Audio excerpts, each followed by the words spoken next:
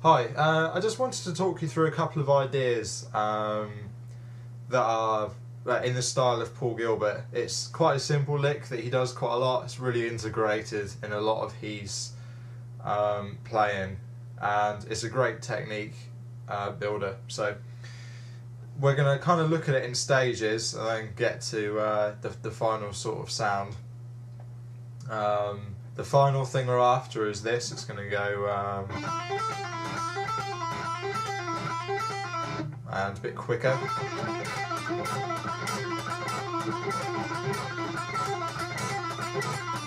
And then we're going to do this 5-note version as well,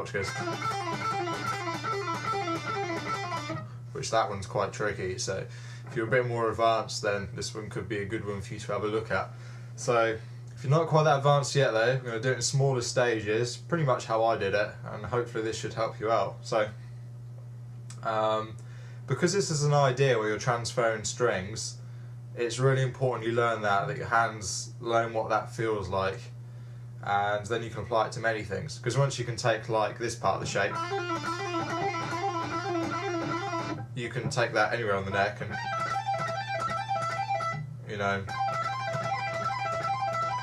you can try different things that it very much feels like the same motion once you get used to it.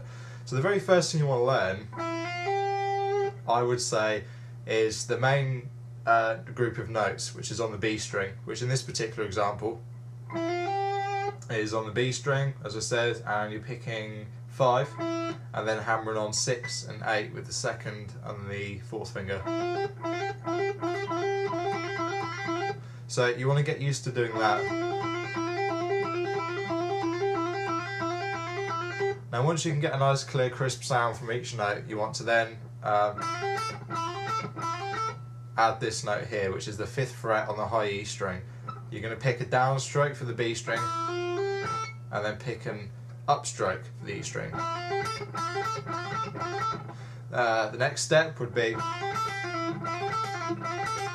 so here when you get to the top with a downstroke, you pick the B string, 8th fret, and then you pull off to 6 and pull off to 5, and then you're back where you started. So from there, the next thing you would do is try and make a continuous loop.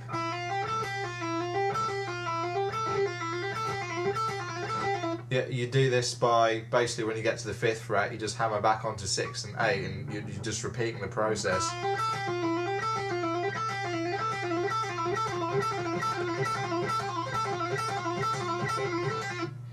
Now then you want to venture down to the low part. I would learn this separately though, so the way I would do this, the same notes you're on the B string, you'll pick 5, hammer on 6, 8, and then you'll pull off to 6, pull off to 5, so you're going, and then with your 3rd finger, you're going to play 7th fret G string. That's going to be with a downstroke. This time, because this is a separate exercise, you're going to pick with an upstroke on the B string, and then a downstroke on the G string.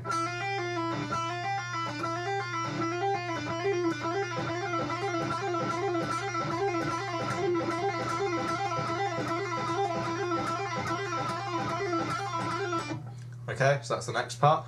Then you're going to put the two together to get the final sort of sound. So that goes.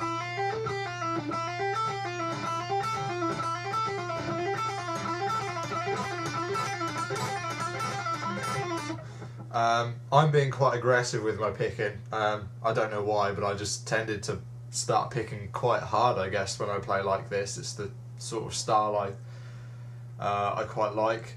So you can really hear the accents in there. There's a lot of bite to the notes, and so you can try that too, or you can try playing them all at the same volume. So the complete thing, and then it repeats. Now the picking's very important for this, so run you through one more time. So you pick a downstroke on the B string, upstroke on the E string, downstroke on the B string, okay, downstroke on the G string, and then when you return to the B string you pick an up. Even when you're going quite fast, you'll be going, you're picking. It's not very fast at all. Then when you've got this, you can try a bunch of other shapes with it. So start maybe putting some stretches in there, and moving it around the neck. Another good thing to do is just to change the notes. So say instead of doing 5, 6 and 8 on the B string, try 5, 7, 8, and then maybe you could put a flat 5 in there, which would be 8th fret on the G string.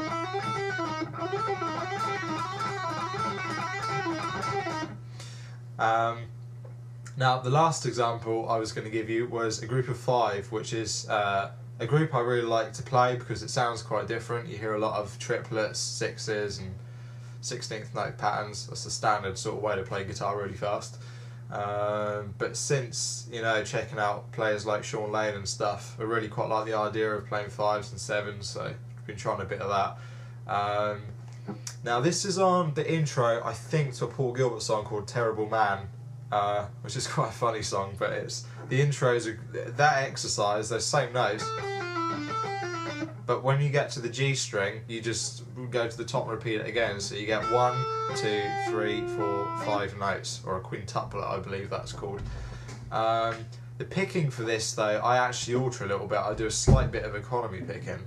So I start with an upstroke, and then I do an upstroke on the B string as well. So I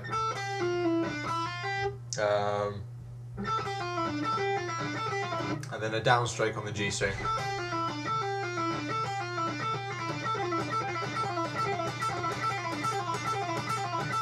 That one really rolls when you get used to it. For some reason I found it a lot harder than the other one, me personally. I just worked in it till I got it, obviously. But and again, try that with some other shapes. And you know, to try and integrate it into your playing then. So when you're doing some legato stuff,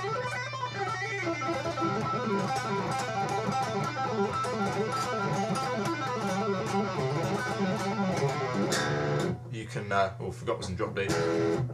You can integrate it into your playing then and get some different ideas with it. So that's a little thing in the style of Paul Gilbert, so I hope you find that useful, and hopefully speed you up a bit, unless you're quick enough already. In which case try and get a bit faster. Thanks, see ya.